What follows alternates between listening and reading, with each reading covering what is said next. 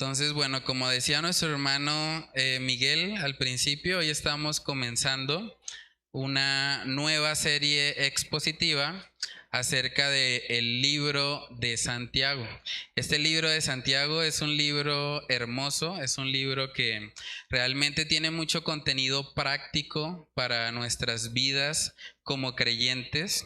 Es el 20º libro que estudiamos acá en la iglesia. Hemos estudiado expositivamente 8 libros del Antiguo Testamento y Santiago va a ser ahora el libro número 12 que estudiamos del Nuevo Testamento. Entonces es un gozo para mí poder iniciar con esta serie. De verdad que una meta que tenemos como iglesia es predicar expositivamente toda la Biblia. Ya vamos en el libro número 20 y esperamos que con la gracia de Dios y su favor podamos completar esa meta de predicar acerca de toda la Biblia expositivamente. Entonces, hoy vamos a iniciar esta nueva serie. Siempre que arrancamos una nueva serie es importante hablar un poco acerca de quién es el autor de la carta, el contexto histórico en el que fue escrito, y eso nos ayuda a tener un panorama un poco más completo al momento de estudiar como tal cada pasaje. Este libro de Santiago tiene una connotación muy especial, es un libro muy práctico. Estamos pasando de un libro muy reflexivo como fue Eclesiastés, donde estábamos meditando mucho acerca del sentido, el propósito de la vida, de lo que hacemos. Ahora vamos a mirar un libro un poco más práctico, ¿sí? Un libro que nos va a exhortar mucho acerca de cómo se debe vivir la vida cristiana. Este libro es muy particular para mí, ha sido de mucha bendición en mi vida. De hecho, mi hijo le coloqué como segundo nombre Santiago. En parte porque este libro fue uno de los que el Señor usó para impactar mi vida. Recién empecé mi vida cristiana. Entonces, de verdad es un libro muy bueno. Les animo a todos para que puedan leerlo en sus casas. Van a aprender mucho acerca de Santiago. Y la idea es que hoy podamos estar mirando los primeros 8 versículos que nos van a dar un poco de información acerca de quién es el autor, en qué contexto está escribiendo y a quién está dirigida esta carta. Entonces vamos a leer Santiago versículo 1, versículos del 1 al 8 y comenzamos con oración. Dice Santiago 1, Santiago, siervo de Dios y del Señor Jesucristo, a las 12 tribus que están en la dispersión, salud. Hermanos míos, tened por sumo gozo cuando os halléis en diversas pruebas, sabiendo que la prueba de vuestra fe produce paciencia. Mas tenga la paciencia su obra completa para que seáis perfectos y cabales sin que os falte cosa alguna. Y si alguno de vosotros tiene falta de sabiduría, pídala a Dios, el cual da a todos abundantemente y sin reproche, y le será dada. Pero pida con fe, no dudando nada, porque el que duda es semejante a la onda del mar, que es arrastrada por el viento y echada de una parte a otra. No piense, pues, quien tal haga que recibirá cosa alguna del Señor. El hombre de doble ánimo es inconstante en todos sus caminos. Vamos a orar. Padre, queremos pedir de tu dirección, Señor, en esta nueva serie que estamos iniciando en esta mañana, Señor. Sabemos que este libro de Santiago, Señor, es parte de la revelación que tú tenías para nosotros, para tu pueblo, Señor. Ayúdanos a poder aplicar esas verdades, Señor. Ayúdanos a recordar que la fe verdadera, la fe genuina, Señor, es una fe viva.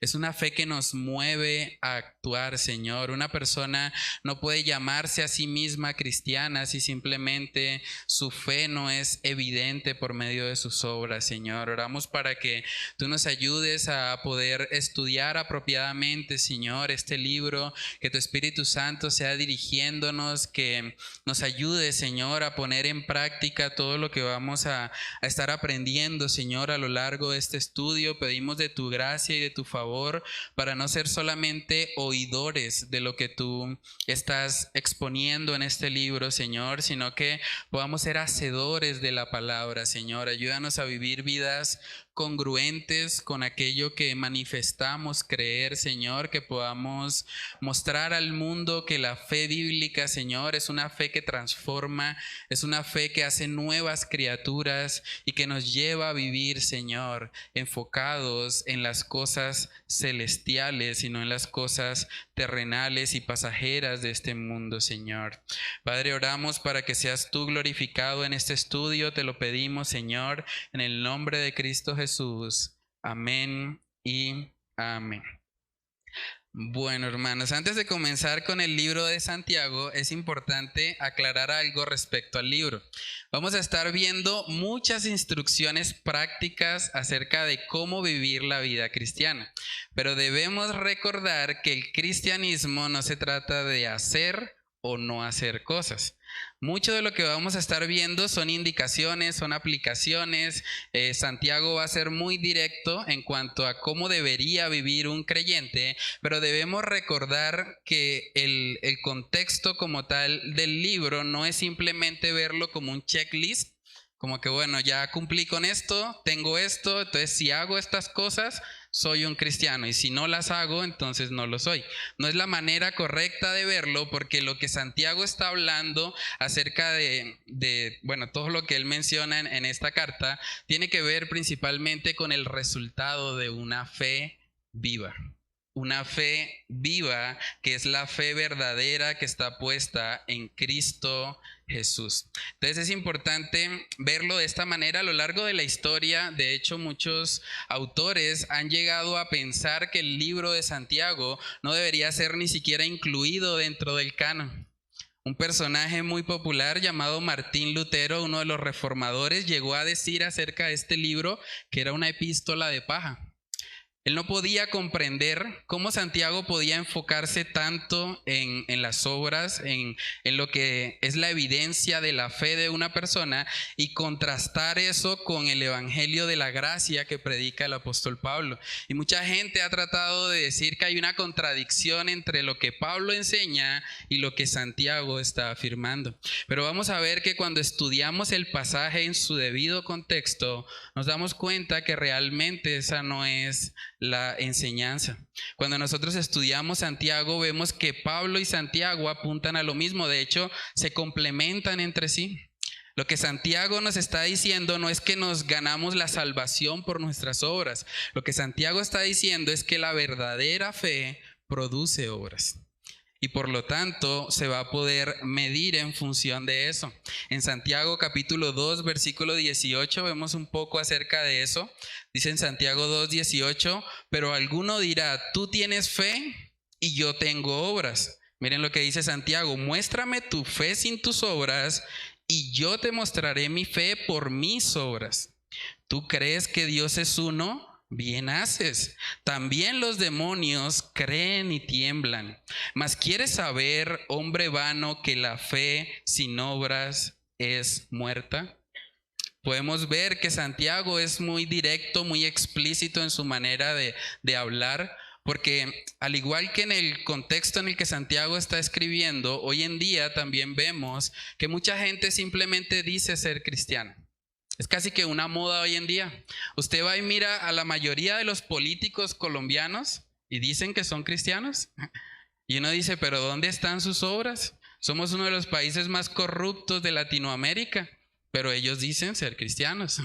Entonces, hay un problema cuando alguien simplemente manifiesta creer, porque Santiago nos está diciendo, los demonios también creen. Incluso tienen mejor actitud, porque ellos creen y tiemblan.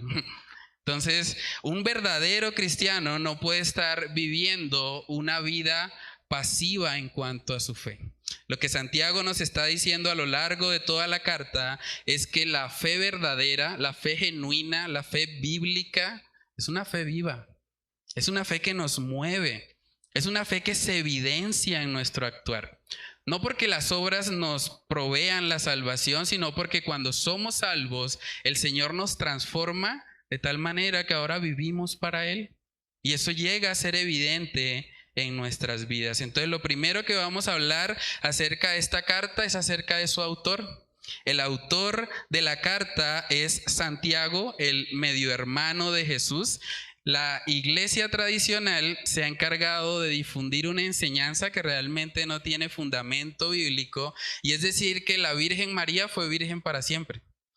La Iglesia Católica Romana enseña eso, dice no, pues la Virgen María se mantuvo virgen siempre.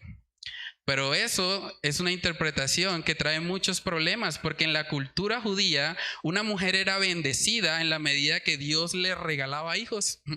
Una forma, y lo vimos también en el libro de Eclesiastés, en que una mujer recibía la bendición del Señor, o como ellos entendían que eran bendecidas las mujeres, era por medio de la fertilidad. Entonces, si alguien dice que María fue virgen toda su vida, realmente tampoco podría llamar a María bendita, porque las mujeres benditas en la cultura judía tenían que ver precisamente con esas mujeres a quienes Dios les concedía tener hijos. Y cuando nosotros nos vamos a la palabra de Dios, nosotros podemos ver que claramente la palabra nos enseña que Jesús tuvo hermanos. Jesús tuvo hermanos. Realmente no hay nada de malo en el hecho de que la Virgen María haya tenido hijos. El Señor diseñó el sexo para el matrimonio. Y María se casó con su esposo José y tenía todo el derecho de poder concebir sus hijos. En Mateo capítulo 13, versículo 55, podemos ver que ahí se menciona el nombre de Jacobo. Y es importante también mencionar que Jacobo es el nombre hebreo para Santiago. O sea, Santiago es el nombre griego, Jacobo viene siendo el nombre hebreo. En Mateo capítulo 13, versículo 55, vamos a ver lo que ahí dice. Cuando estaban menospreciando a Jesús, dice ahí la palabra, ¿no es este el hijo del carpintero? ¿No se llama su madre María y sus hermanos Jacobo, José, Simón y Judas? ¿No están todas sus hermanas con nosotros? ¿De dónde pues tiene todas estas cosas? Vemos que se están mencionando ahí los nombres, dice Jacobo, José, Simón y Judas, y además tuvo hermanas. María fue una mujer grandemente bendecida por el Señor porque Dios le permitió llenar su aljaba de hijos. Y eso es algo que nos habla acerca de la misericordia y la gracia que Dios tuvo para con esta mujer. Cuando miramos la vida de este hombre Santiago, podemos ver que este hombre resistió por muchos años el evangelio. Porque la Biblia nos muestra que los hermanos de Jesús no creían en él. Imagínense, en Juan capítulo 7, versículos del 3 al 5, dice, y le dijeron sus hermanos, sal de aquí y vete a Judea para que también tus discípulos vean las obras que haces, porque ninguno que procura darse a conocer hace algo en secreto. Si estas cosas haces, manifiéstate al mundo, porque ni aun sus hermanos creían en él. Imagínense, los propios hermanos de Jesús, que probablemente crecieron junto con él, que lo vieron vivir una vida perfecta, sin mancha, sin pecado, dice la palabra que no creían en él. Así de duro puede llegar a ser el corazón del ser humano. Pero vemos aquí en la palabra más adelante, cuando Jesús resucitó, él se le apareció a su hermano Jacobo. Y en el libro de Hechos capítulo 1, justo después de la ascensión de Jesús al cielo, podemos ver que sus hermanos junto con su mamá estaban orando con los discípulos. Vamos a verlo, Hechos capítulo 1, versículo 14. Hechos capítulo 1, verso 14 dice, todos estos perseveraban unánimes en oración y ruego con las mujeres y con María, la madre de Jesús, y con sus hermanos. Parece que el tener un encuentro con el Cristo resucitado transformó totalmente la manera de pensar de este hombre Jacobo, y ahora se convirtió al Señor y llegó a ser uno de los hombres más influyentes en la iglesia primitiva. Este hombre, que probablemente era alguien muy escéptico, era alguien que vio a Jesús tal vez hacer muchos milagros, pero aún así no creía. Vemos cómo fue transformado por el poder del evangelio. Ahora, es interesante también mirar en Santiago capítulo 1, versículo 1, cómo él se presenta a sí mismo. Dice, Santiago, siervo de Dios. Santiago, siervo de Dios. Este hombre podía haber dicho, Santiago, el hermano del Mesías, o el hermano del Cristo, el hermano del Cordero que vino a quitar el pecado del mundo. Él podía haber usado eso, pero vemos que él se identifica a sí mismo como un siervo. Y es interesante porque esa palabra siervo no tenemos el sentido total en el español. Realmente la palabra griega para siervo es doulos, que significa literalmente esclavo. Santiago está diciendo, yo soy un esclavo de Dios y del Señor Jesucristo. Ahora, hoy en día nosotros a veces usamos incluso de forma jocosa el término siervo. Es común en las iglesias que los hombres se dicen, ahí va el siervo, es siervo, ¿qué más? Pero resulta que en el contexto en el que Santiago escribe, no era algo para nada jocoso. De hecho, el siervo era la tarea que nadie más quería hacer, porque el siervo hacía las tareas más sucias.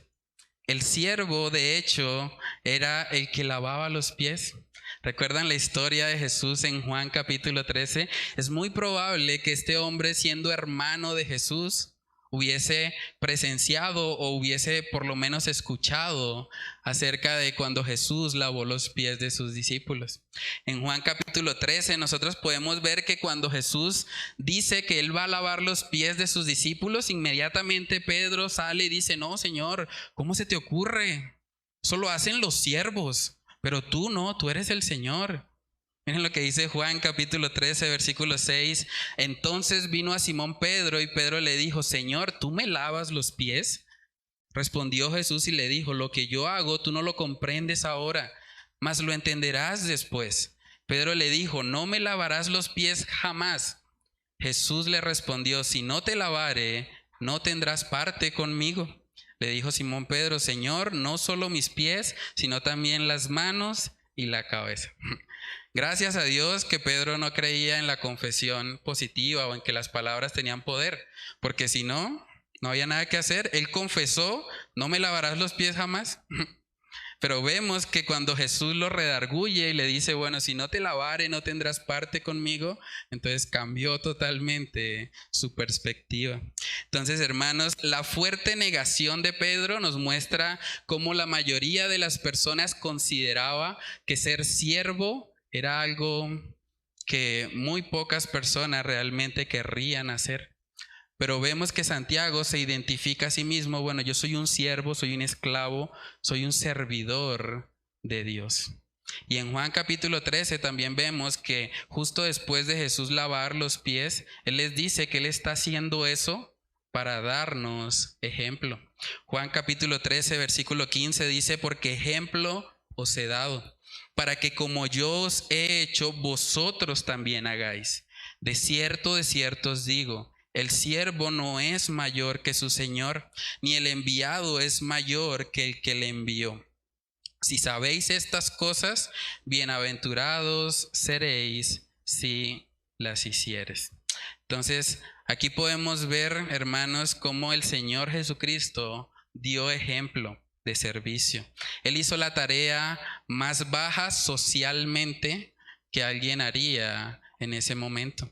Jesús lavó los pies en un contexto en el que el calzado era muy malo, en el que no había asfalto.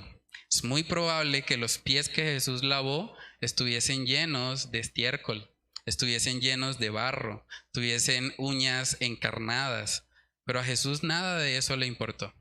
Él estuvo dispuesto a hacer la labor que tal vez nadie más querría y lo hizo para darnos ejemplos. Es importante, hermanos, que nosotros en nuestra vida cristiana no busquemos los títulos.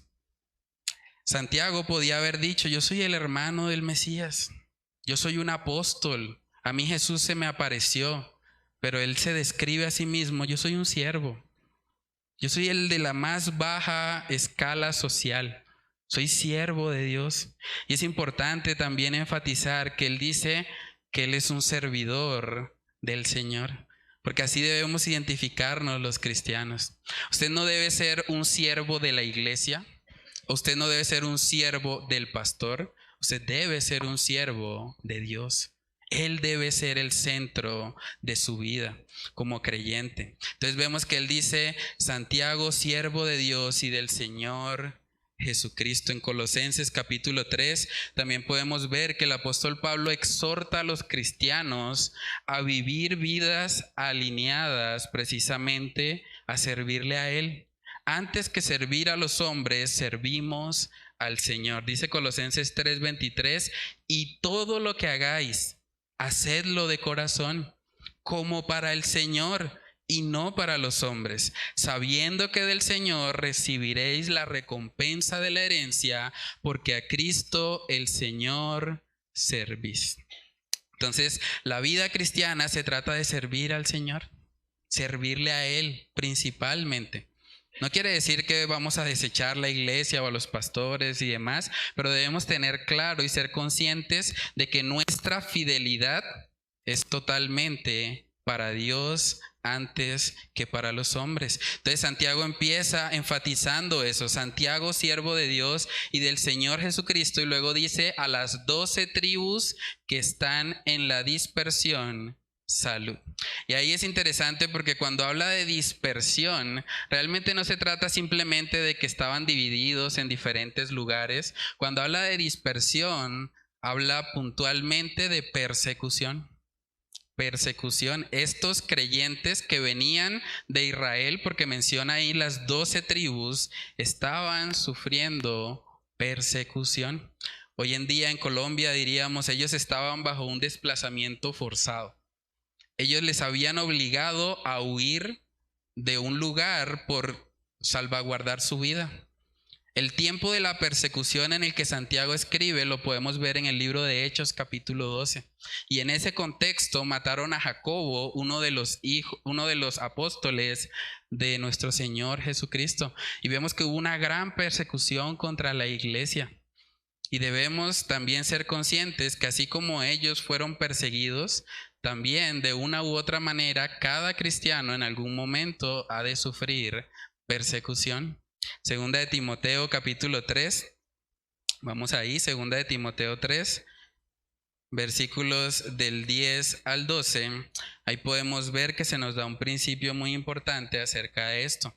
Segunda de Timoteo 3, verso 10 dice, pero tú has seguido mi doctrina, conducta, propósito, fe, longanimidad, amor, paciencia, persecuciones, padecimientos, como los que me sobrevinieron en Antioquía, en Iconio, en Listra, persecuciones que he sufrido, y de todas me ha librado el Señor. Y dice luego el verso 12, y también algunos de los que quieren vivir piadosamente en Cristo Jesús padecerán persecución.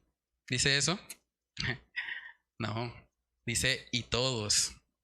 Todos los que quieren vivir piadosamente en Cristo Jesús padecerán persecución. Entonces es cuestión de tiempo, hermanos. Tarde o temprano vamos a tener que enfrentar esa realidad. No sabemos si va a llegar una persecución física a nosotros, pero vivimos en tiempos donde los cristianos son perseguidos por lo que creen. Si usted dice hoy en día que el matrimonio es entre un hombre y una mujer exclusivamente, usted va a tener persecución. Si usted dice hoy en día que la vida comienza en el momento de la fecundación, cuando el óvulo se une con el espermatozoide, usted va a tener persecución. Porque vivimos en un mundo donde todo lo que rige este mundo está en contra de lo que Dios ha establecido en su palabra. Entonces, todos aquellos que viven alineados a la palabra de Dios, a sus principios, llegan a sufrir de una u otra manera persecución. Y gracias a Dios en Colombia no tenemos tanta persecución física, pero la persecución psicológica y emocional ahí está. Por eso muchas personas se burlan de los cristianos, porque dicen, esos son cristianos, allá los tienen manipulados, allá los tienen dándole el diezmo al pastor. Y utilizan ese tipo de frases para burlarse, para hacer ver mal a los creyentes. Pero vemos que en ese contexto en el que Santiago escribe, él les está escribiendo a personas que están muy atribuladas, personas que incluso podían perder la vida, y él les dice, salud. Es curioso también esa salutación que utiliza él. El término salud era un saludo griego que no solamente tenía que ver con el bienestar físico, sino con el estar bien holísticamente o completamente, o sea, implica el bienestar espiritual. Cuando Santiago les dice a ellos salud, les está diciendo: yo deseo para ustedes que aún a pesar de todo lo difícil que ustedes están viviendo en este momento, ustedes puedan permanecer íntegros, completos, perfectos, maduros, viviendo conforme a lo que el Señor ha establecido. Y por eso vemos luego más adelante en Santiago capítulo 1 versículo 2 que él habla y empieza la carta hablando acerca de las pruebas.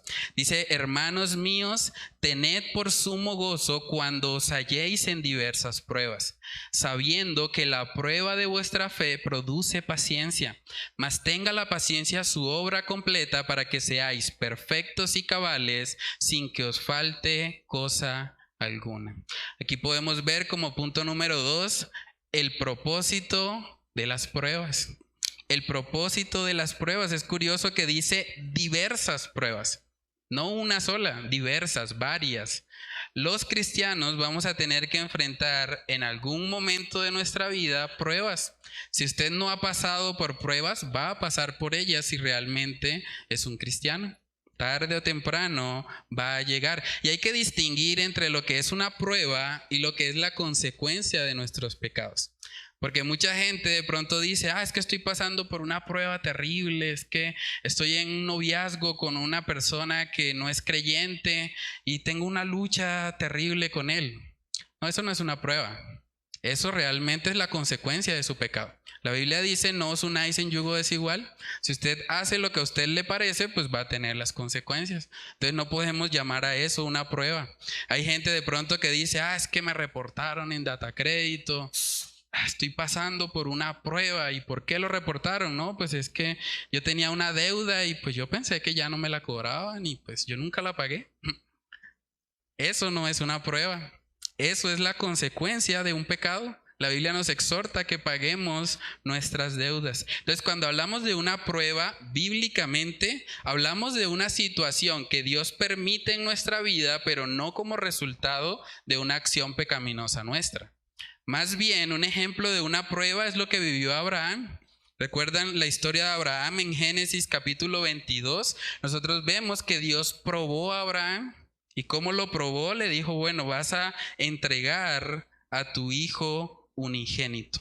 Génesis capítulo 22 versículo 1 dice ahí la palabra: aconteció después de estas cosas que probó Dios a Abraham y le dijo a Abraham, y él respondió: heme aquí. Y dijo: toma ahora tu hijo, tu único, Isaac, a quien amas, y vete a la tierra de Moriah y ofrécelo allí en holocausto sobre uno de los montes que yo te diré. Aquí podemos ver una prueba de parte de Dios. No fue resultado de una acción pecaminosa de Abraham, fue algo que Dios permitió en la vida de Abraham para probar su fe.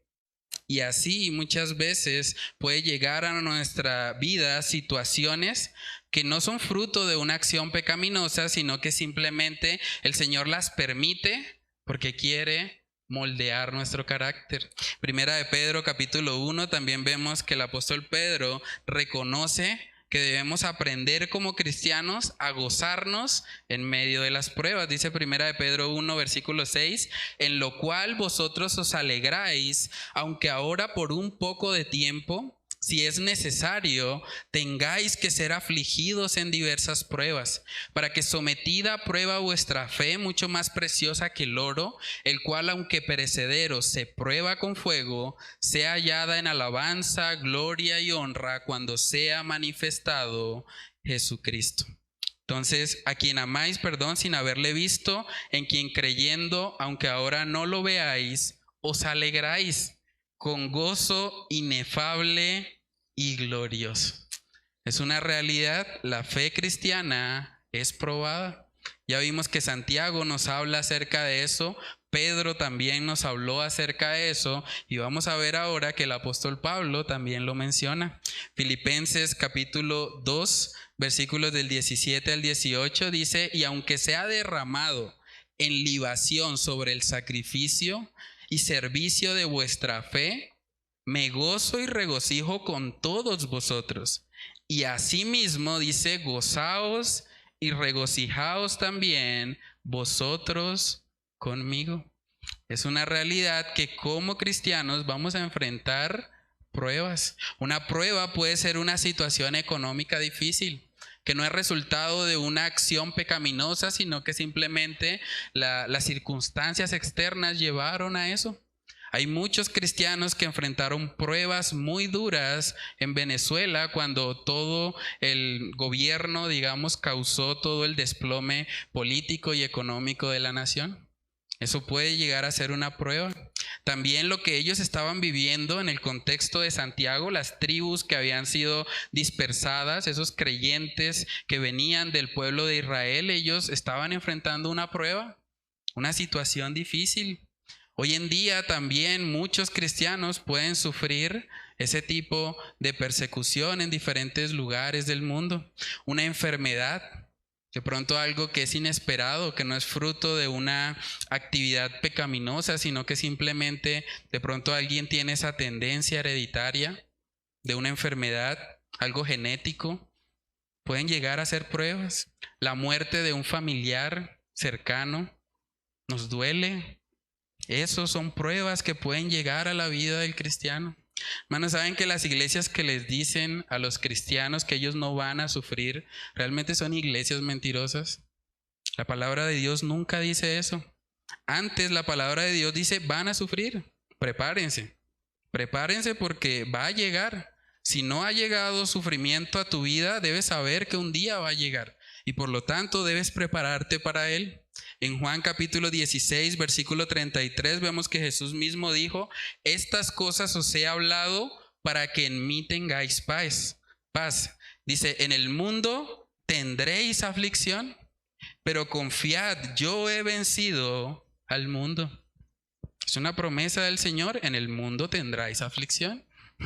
Va a llegar en algún momento de nuestra vida. Y uno puede preguntarse: bueno, pero ¿cómo así de que yo voy a tener sumo gozo en medio de una prueba? Si la prueba duele, si la prueba me hace pasar por el fuego, como vimos en Primera de Pedro. Bueno, la forma como nosotros podemos tener gozo lo vemos en el versículo 3. Santiago 1:3 dice: sabiendo. ¿Cómo voy a tener gozo cuando estoy enfrentando una situación difícil?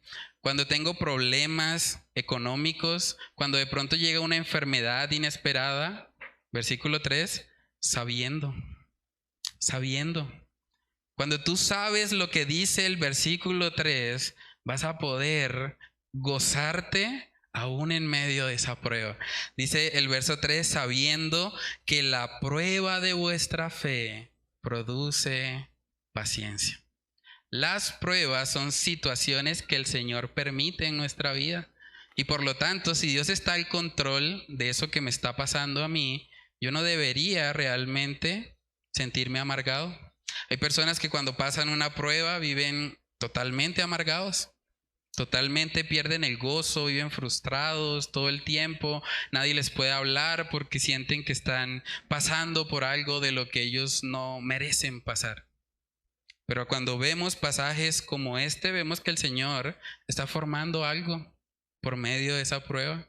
Dice el verso 3, sabiendo que la prueba de vuestra fe produce paciencia. ¿Cómo vamos a crecer en paciencia si no somos probados? Necesitamos eso. Verso 4 dice: mas tenga la paciencia su obra completa, para que seáis perfectos y cabales sin que os falte cosa alguna.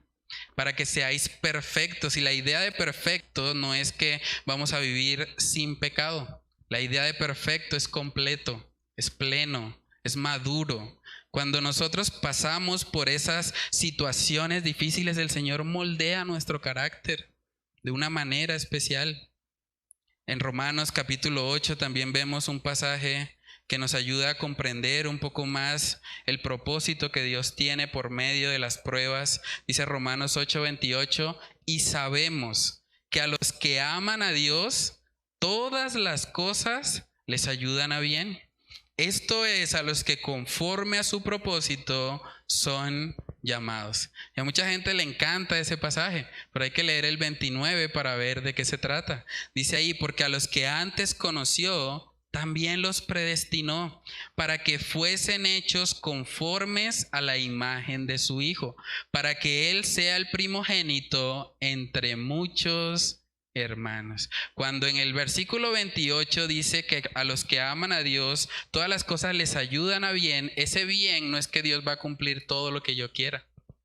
Ese bien es que el Señor va a formar el carácter de Cristo en mi vida por medio de lo que estoy viviendo, si soy un cristiano.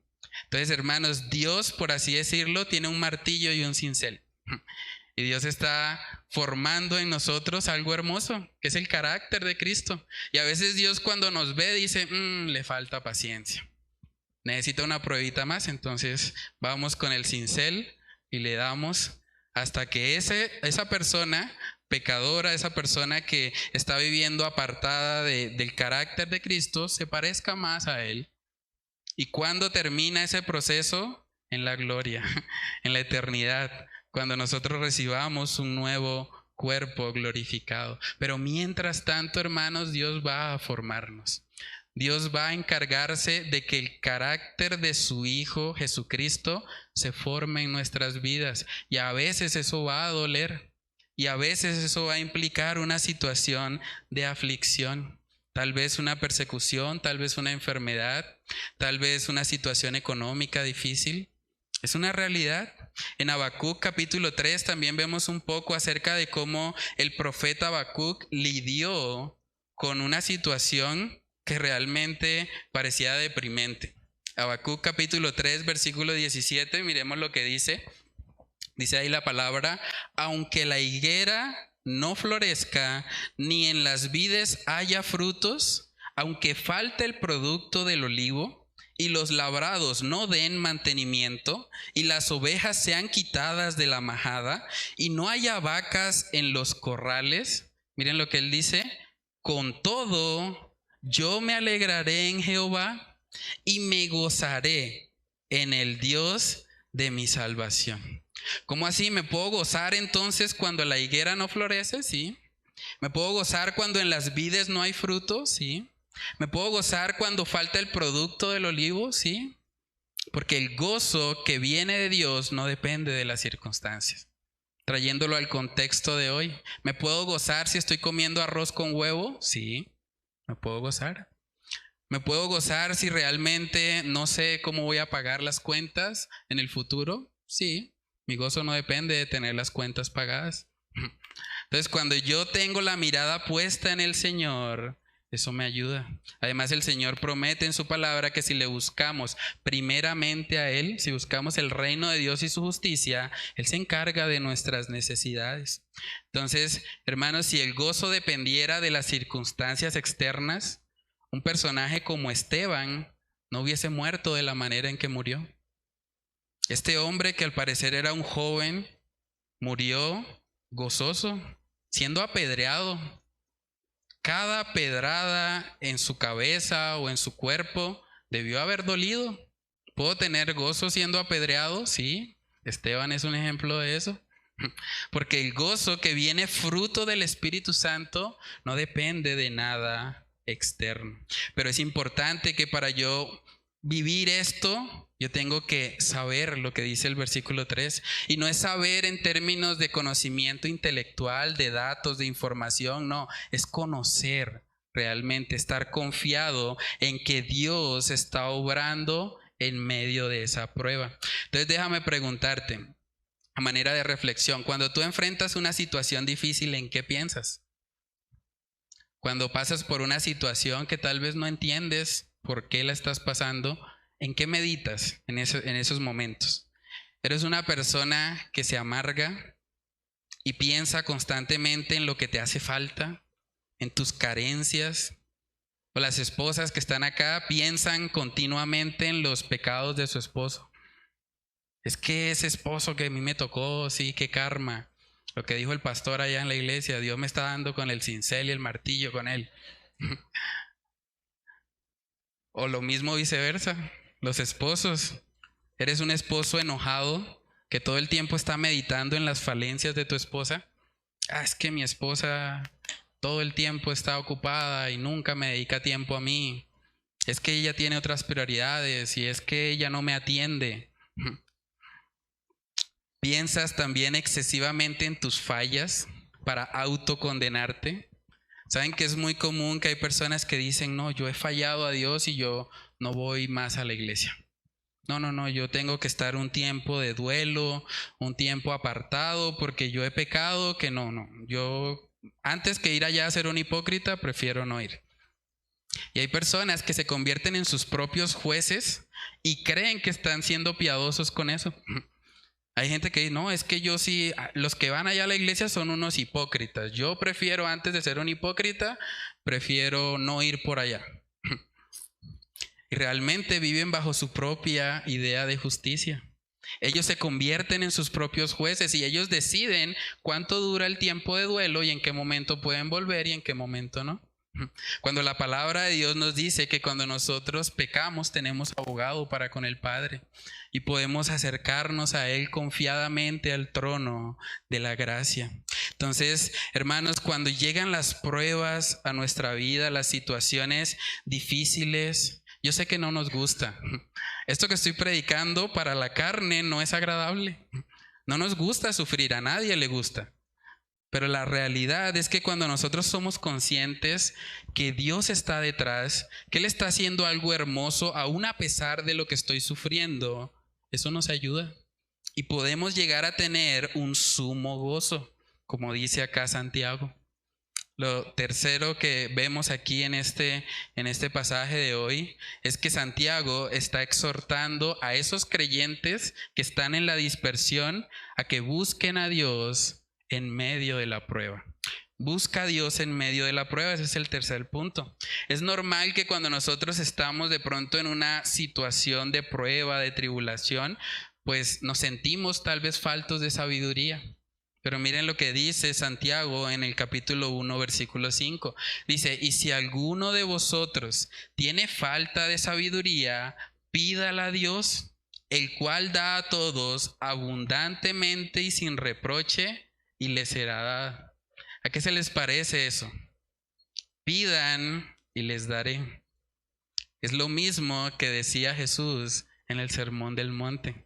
A lo largo del libro de Santiago vamos a estar viendo que él menciona continuamente el Sermón del Monte y menciona también muchos de los libros de sabiduría, los libros como Proverbios y Eclesiastés. Entonces, en Mateo capítulo 7 nosotros vemos que Jesús enseñó en ese famoso Sermón del Monte lo siguiente. Él dijo en Mateo 7:7, pedid y se os dará.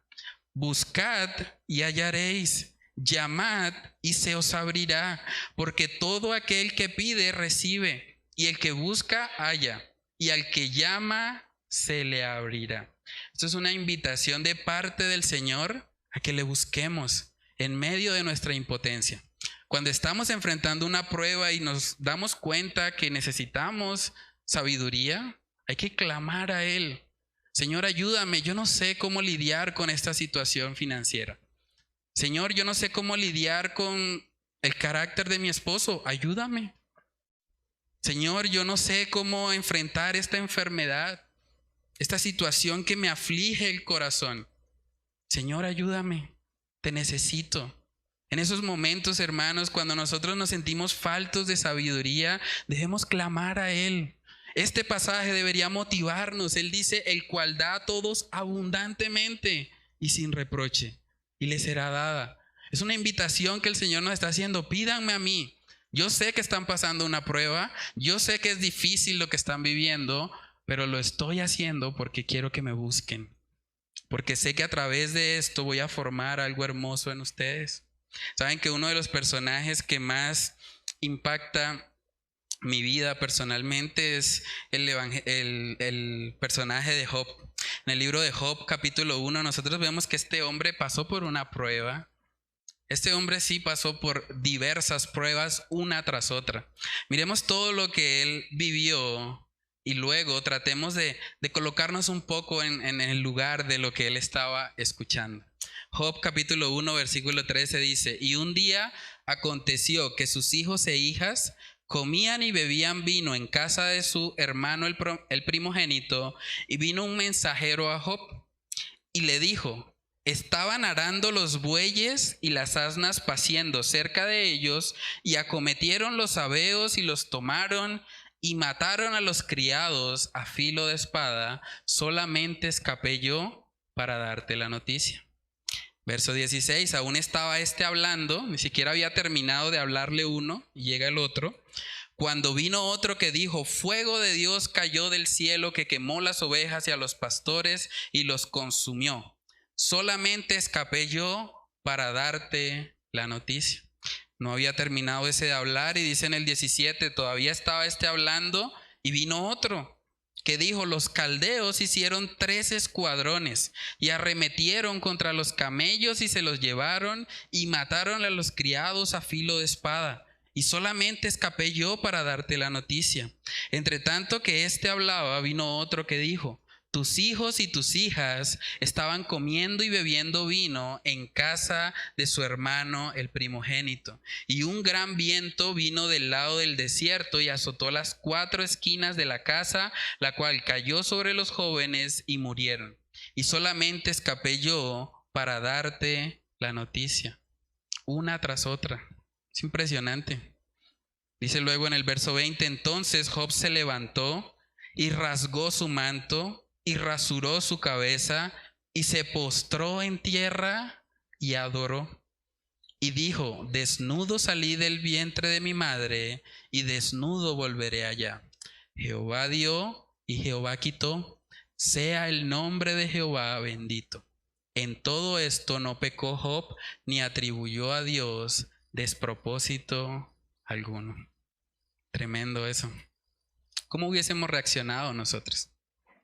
Una noticia mala tras otra.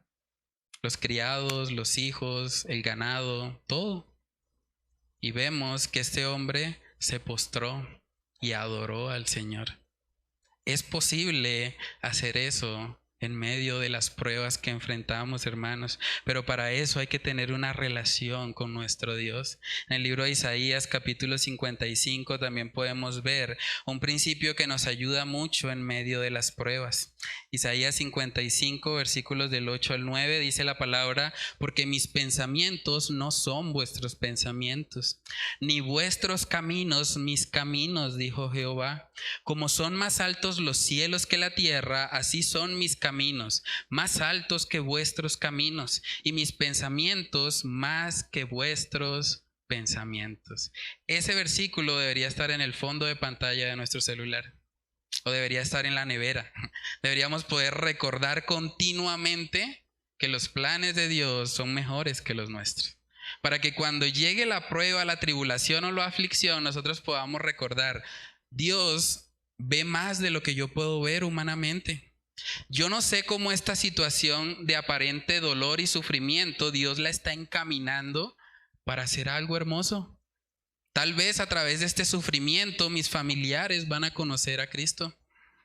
Tal vez a través de esta aflicción el Señor va a moldear en mí el fruto del Espíritu Santo. Claro, en el momento no lo vemos y en el momento nos duele y tenemos la tendencia a amargarnos. Pero debemos, hermanos, poder contrarrestar todos esos pensamientos que llegan en medio de la aflicción con la palabra. Que la palabra nos ayude. Sabiendo estas cosas vamos a poder tener sumo gozo. Dice luego en el versículo 6, pero pida con fe, no dudando nada, porque el que duda es semejante a la onda del mar, que es arrastrada por el viento y echada de una parte a otra. Ese versículo bíblico se ha malinterpretado mucho. Hay mucha gente que cree que hay que tener fe en el futuro. Por eso uno escucha expresiones como: póngale fe al partido, póngale fe, eso, el Bucaramanguita gana, en el último minuto mete el gol. Y la gente cree, no, sí, voy a ponerle fe en que va a ganar el partido. O hay gente que dice, no, póngale fe a ese número cae. Póngale fe, póngale fe. O gente que dice, no, póngale fe al negocio y verá que va a prosperar, le va a ir bien. Pero realmente, para poder entender Santiago 1:6 hay que leer el 5. Y el versículo 5 está diciendo, pídala a Dios. Entonces la fe no está puesta en el futuro. La fe no está puesta en que las circunstancias se acomoden a lo que yo deseo o anhelo. La fe debe estar puesta en Dios, en que Él va a obrar de la mejor manera. Entonces, hermanos, debemos tener cuidado. No debemos poner nuestra fe en un futuro mejor. Más bien debemos poner la fe en el Dios que conoce el futuro, porque Él va a obrar conforme a su buena y perfecta voluntad. Hay una frase del pastor John Piper, él decía, orar con fe no significa que todo lo que pedimos acontecerá, significa que confiamos en que Dios va a escuchar y va a ayudar de la mejor manera. Es probable que muchos cristianos en ese contexto de la dispersión, de la persecución, estuviesen realmente dudando en medio de todo lo que estaban viviendo. ¿Realmente Dios me ama? ¿Realmente Cristo vino a morir por mí con toda esta tribulación que estoy viviendo? ¿Me toca irme, dispersarme de donde estoy porque me quieren matar? ¿Ese es el Dios de amor? ¿Realmente es así? Y en los momentos de tribulación es cuando las dudas pueden llegar a la vida del creyente. Podemos empezar a dudar, ¿realmente lo que dice Dios es cierto? ¿Será que Él sí me ama, como dice que me ama en la palabra? ¿Será que Él realmente me tiene como parte de sus ovejas? Los momentos de tribulación o de aflicción, la tendencia humana es a decaer. Por eso vemos que también Jesús, cuando Satanás pidió zarandear al apóstol Pedro, Jesús oró por él para que su fe no falle. Porque en esos momentos de prueba o de tribulación tenemos la tendencia a flaquear. Pero en Hebreos capítulo 11 vemos que se nos recuerda que sin fe es imposible agradar a Dios. Hebreos 11:6 dice, pero sin fe es imposible agradar a Dios porque es necesario que el que se acerque a Dios crea que le hay y que es galardonador de los que le buscan. Entonces, debemos recordar aún en medio de la tribulación, aún en medio de las pruebas, debemos poder recordar que el Señor quiere que nosotros nos mantengamos firmes en la fe, que nuestra fe no falle. Y cuando pedimos a Él en medio de una prueba, debemos hacerlo sin dudar. Dice el texto, no dudando nada, porque el que duda es semejante a la onda del mar, que es arrastrada por el viento y echada de una parte a otra. Dice luego en el verso 7, no piense pues quien tal haga que recibirá cosa alguna del Señor. El hombre de doble ánimo es inconstante en todos sus caminos. Cuando ella habla de doble ánimo, habla de tener el corazón dividido. Una persona no puede servir a Dios y a los hombres. Tiene que escoger.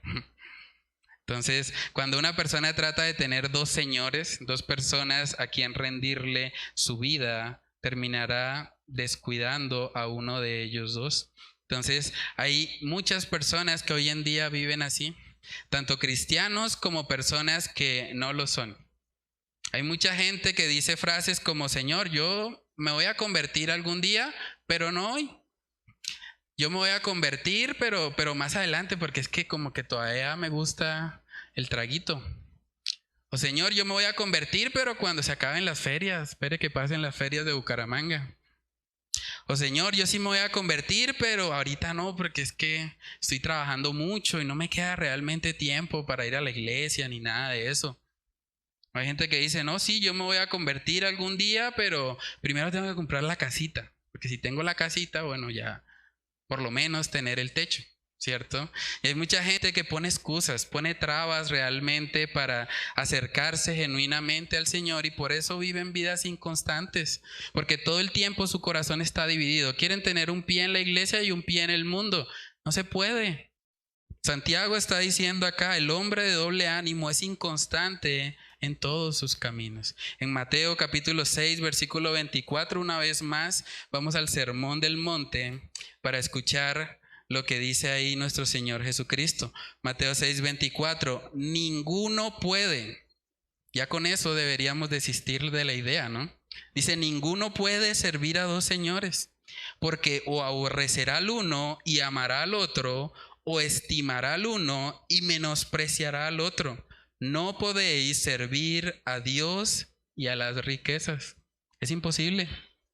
No vale la pena ni siquiera intentarlo. No se puede servir a dos señores. Por eso el hombre de doble ánimo siempre va a ser inconstante, porque su corazón está dividido. Y lo que Dios quiere es que haya una adoración exclusiva para Él. Solamente bíblicamente existen dos personas: los que están con Cristo y los que están en contra de Él. No hay más. Los hijos de Dios y los hijos del diablo. Los hijos de luz y los hijos de tinieblas. En Mateo capítulo 12 también vemos, Mateo 12 versículo 30, que hay una exhortación. Mateo capítulo 12 en el versículo 30 dice ahí la palabra: el que no es conmigo, está hablando nuestro Señor Jesús, contra mí es, y el que conmigo no recoge, desparrama. Eso quiere decir que no existen medios cristianos. No, es que yo sí soy más o menos cristiano. No, no se puede. O estoy con Cristo o estoy contra Él. No puedo vivir en ese doble ánimo. Voy a ser una persona constante todo el tiempo. Entonces, a manera de aplicación, déjame preguntarte, ¿en qué lado estás tú? ¿Estás con Cristo o estás en contra de Él? Porque solamente hay esas dos opciones. La Biblia dice también en el libro de Hechos, capítulo 17, en el versículo 30, dice ahí la palabra: pero Dios, habiendo pasado por alto los tiempos de esta ignorancia, ahora manda a todos los hombres en todo lugar que se arrepientan. Si tú reconoces, yo he tenido un corazón dividido, yo como que me gusta la iglesia, pero a mí me gusta también salir y tomarme mis traguitos, y me gusta la discoteca y me gusta lo otro. El mensaje de Santiago es: arrepiéntete de eso. Decide ir a Dios. Ya no más, ya basta de tener un pie en la iglesia y un pie en el mundo. No se puede hacer eso, es imposible. Si tú estás viviendo de esa manera, estás mostrando que tu fe no es una fe viva, no es una fe salvífica. El Señor te está llamando al arrepentimiento. Hoy puede ser ese día. Hoy puede ser el día en el que tú dices: Señor, estoy cansado de hacerme el cristiano. Estoy cansado de vivir una vida de apariencias. Hoy quiero vivir realmente para ti. No quiero ser más alguien de doble ánimo. Quiero ser alguien con el ánimo puesto en ti, en mi Salvador, en aquel que entregó su vida para salvarme. Ayúdame a perseverar. Y es lo que debemos pedirle al Señor. Todo el libro de Santiago está exhortando a eso, a que nosotros vivamos una fe.